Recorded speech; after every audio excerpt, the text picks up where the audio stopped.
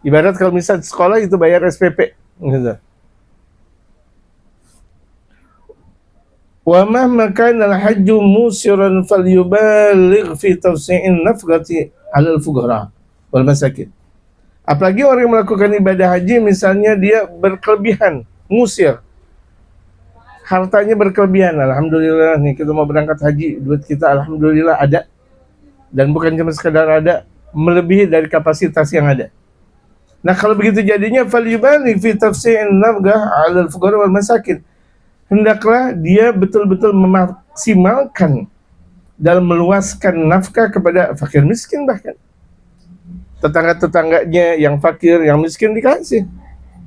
Kalau misalnya dia punya rezeki banyakan, atau misalnya di sana di Mekah dan Madinah ada fakir miskin, kasih untuk sedekah.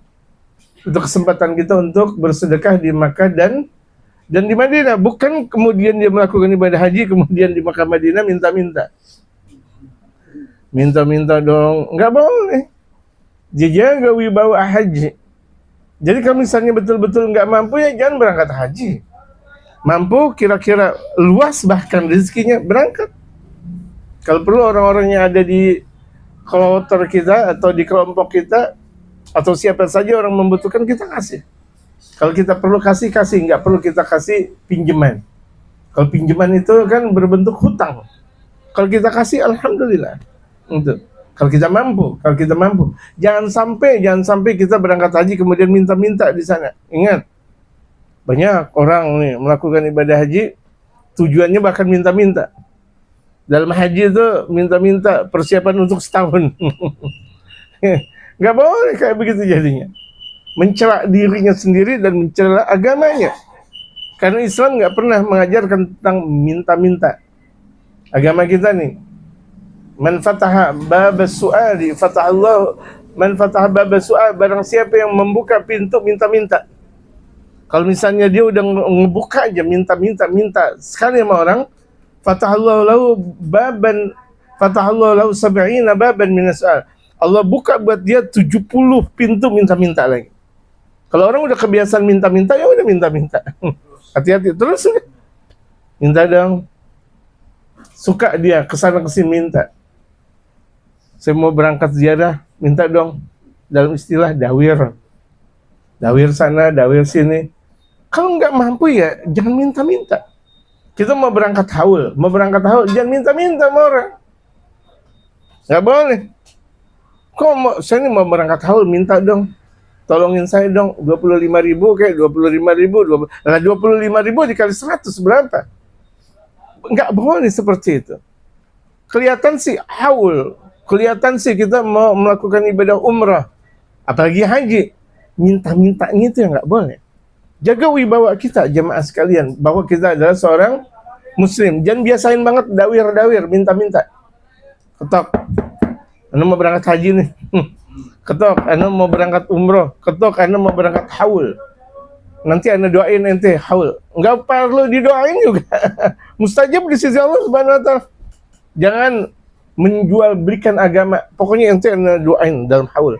Bilang aja ente minta-minta. Banyak gak kejadian model kayak gitu? Banyak, bukan ada. Kalau ada cuma 1, 2, dan 3. Ini banyak. Gak boleh. Jaga wibawa kita. Kita muslim. Gak boleh minta giliran di sana di Mekah dan Madinah nebeng makan. Umrah, haji nebeng, atau haulan nebeng. Jangan, nggak mampu ya udah kerja, cari rezeki yang halal, itu lebih istimewa daripada dia melakukan ibadah haji, umrah, atau haul. Daripada dia minta-minta atau dia nebeng-nebeng, dia haul. Oh, haul itu mustajab. Siapa bilang nggak mustajab? Haji dan umrah mustajab. Siapa bilang tidak mustajab? Mustajab kalau dengan cara yang benar. Kalau misalnya caranya tidak benar, nggak jadi mustajab. Jamaah, bisa paham? Bisa paham nggak? Ini tradisi minta-minta yang harus dituntaskan. Nggak boleh lagi tradisi minta-minta. Dawar sana, dawir sini, nggak boleh. Kita mampu, silakan. Nggak mampu, jangan minta-minta, kerja. Ya, kerja cari rezeki yang halal. Cari rezeki yang halal. Jangan kita gengsinya banyak. Jadi tukang sampah halal, alhamdulillah. Cari rezeki yang halal, kita mengais rezeki dari yang halal. Kita bersihin tuh jalanan. Kalau di sini sebagai apa pembersih? DLH, Dinas Lingkungan, DLH. Cari yang kayak gitu. Cari dinas lingkungan hidup. Jangan sekedar dia sholat, ngaji, habis itu minta-minta. Sholat, bagaimana mau diterima? Jadi seorang yang soleh bukan cuma sekedar dia bisa ngaji doang, bukan cuma sekedar dia bisa sholat doang, tapi bagaimana konsep sosial dari haji, dari sholat, dari ngaji, dia nggak minta-minta. Cari rezeki yang halal. Itu diantara sholat yang benar. Ya, wah haji nebeng. Pokoknya ente punya duit ya. Nanti ente kalau misalnya di Mekah beli anak ya, di Madinah begitu juga ya. Nanti dihaul anak nebang sama ente nih. Nggak boleh kayak begitu jadinya. Nebeng sekali. Oke, orang bisa. Tetapi kalau 2-3 kali atau misalnya berkali-kali gimana? Kita nebeng sama Allah, Allah suka dan Allah ridha. Tapi kalau kita nebeng sama manusia, semakin banyak kita nebeng sama manusia, manusia benci gak sama kita? Semakin banyak kita minta sama orang, orang benci gak sama kita? Benci. Nih jangan dibiasain nih jamaah. Jangan biasain.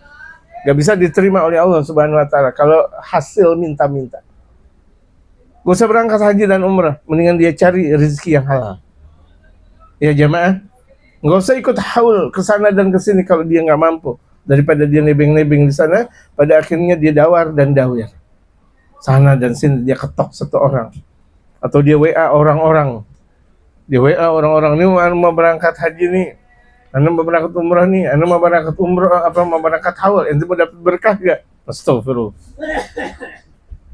Na'udzubillah, tsumma na'udzubillah. Jadi orang yang sholat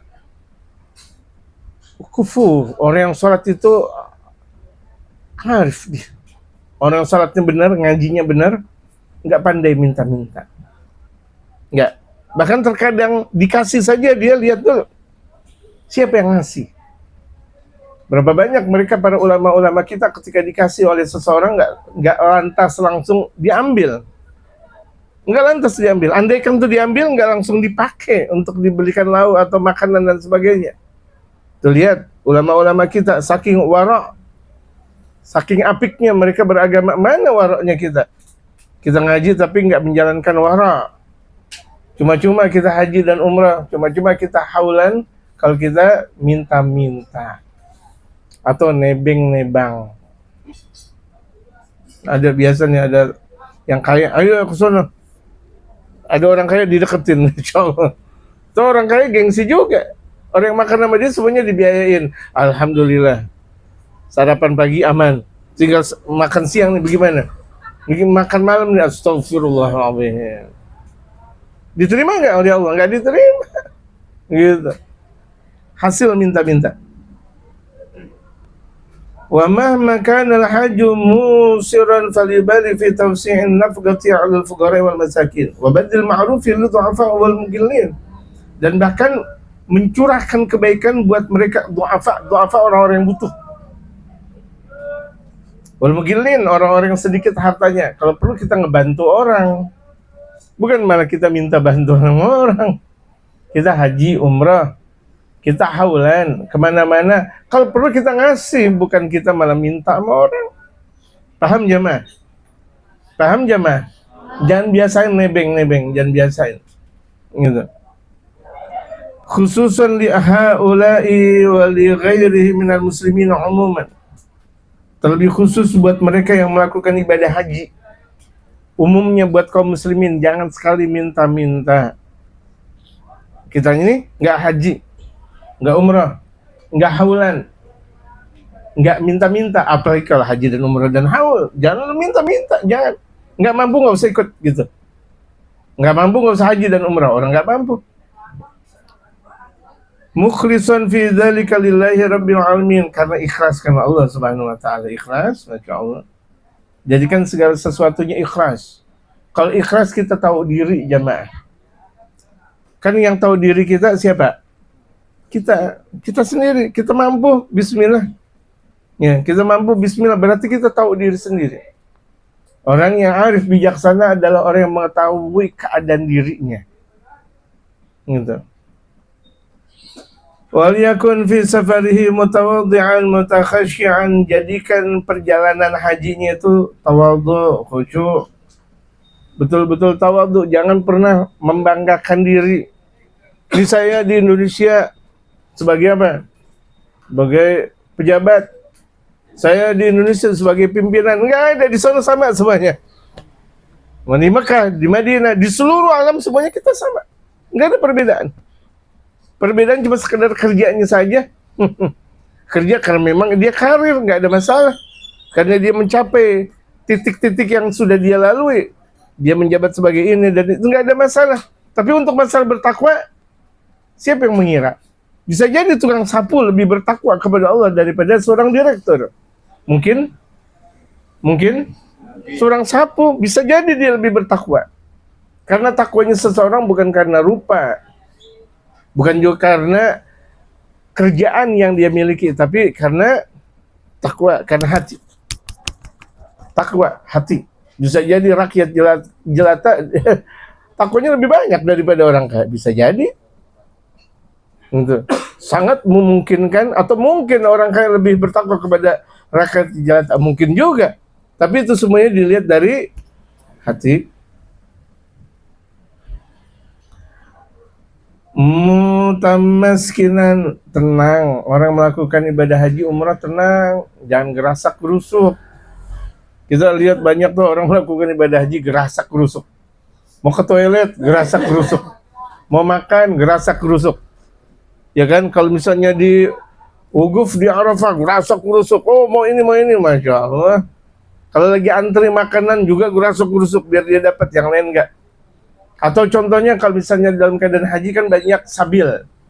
Tahu gak sabil? Makanan-makanan gratis. Oh, kemudian dia yang paling dulu. Padahal dia punya duit.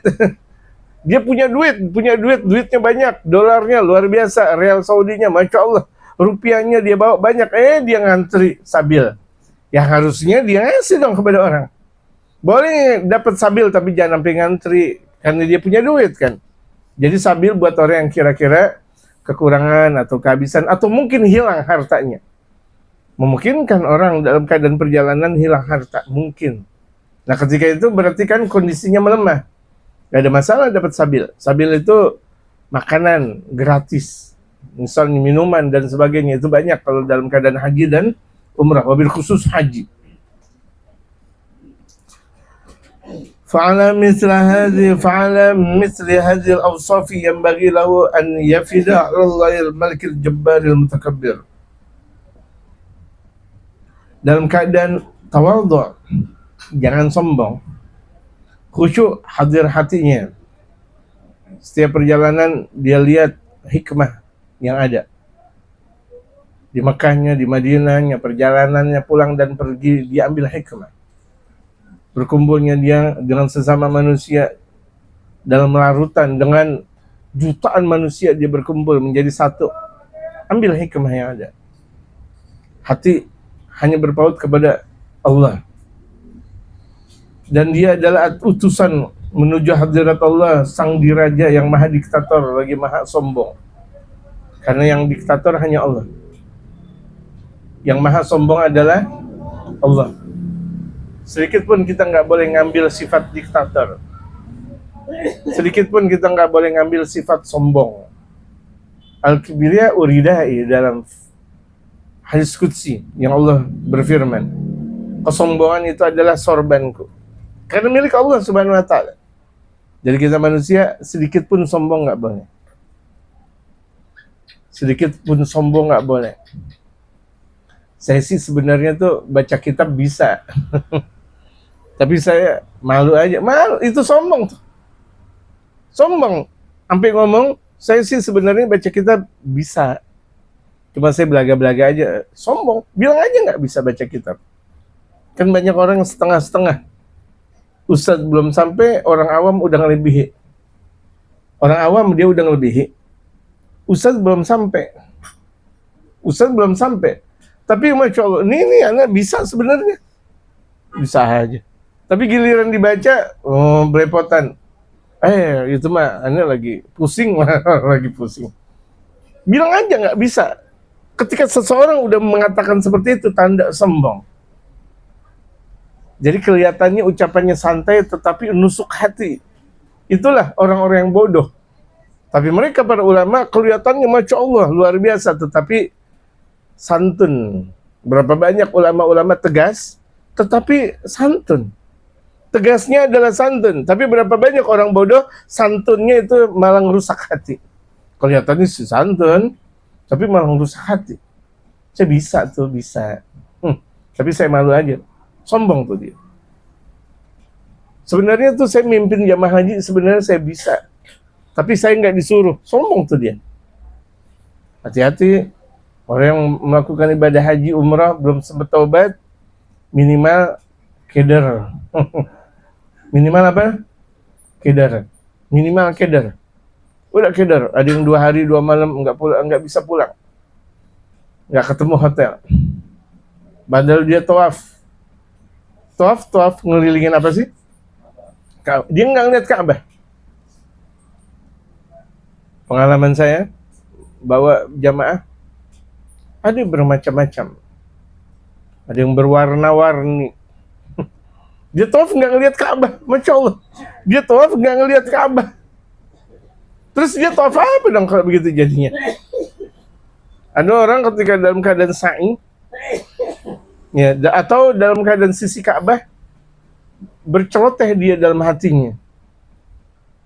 Ka'bah cuma batu doang ya. Ka'bah cuma batu doang. Dipentogin dia di sisi Ka'bah. Atau ada orang yang mukul dia. Baru dia terasa. Atau ketika dia di Ka'bah, dipentogin palanya. Baru terasa tuh. Hatinya celoteh yang buruk. Dia bilang, Ka'bah cuma begini aja. Sa'i cuma begini aja. Baru putaran kedua dan ketiga dia nggak mampu. Ngos-ngosan. Kenapa? Karena hatinya tidak dijaga. Ini betul-betul. Karena permasalahan haji umrah itu semuanya adalah permasalahan hati. Pengalaman saya lihat banyak tuh orang-orang yang bahkan 70 tahun ke atas. Hotel bisa jadi lantai 40. Terkadang ketika mau setiap sholat berjamaah, itu nggak lewatin lift, lewatin anak tangga. Coba jamaah bayangkan, di lantai yang 40 naik tangga, anak tangga maksudnya. Kira-kira ketika kita bayangkan, pusing nggak jamaah? Capek.